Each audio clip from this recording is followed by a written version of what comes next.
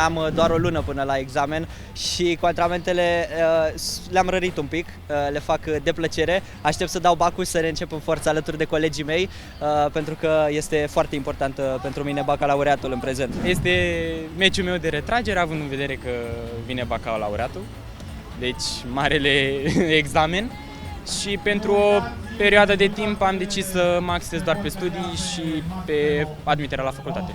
Învăț zilnic, fac meditații, sunt la Mate Info și vreau să merg către cibernetică la o facultate bună. Dacă cineva știe să-și folosească timpul atât pentru antrenamente cât și pentru să stea să învețe, nu e nicio problemă, adică trebuie să existe un anumit echilibru și în cazul meu echilibrul ăla există. Aș vrea peste 9 la toate probele și acum dacă reușesc la una din ele 10 ar fi perfect.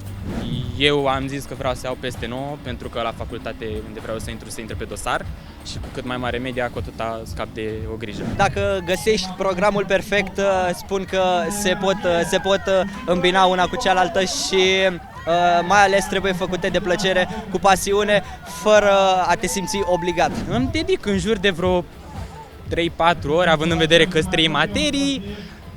Hai să zicem că câte o zi e pentru o materie.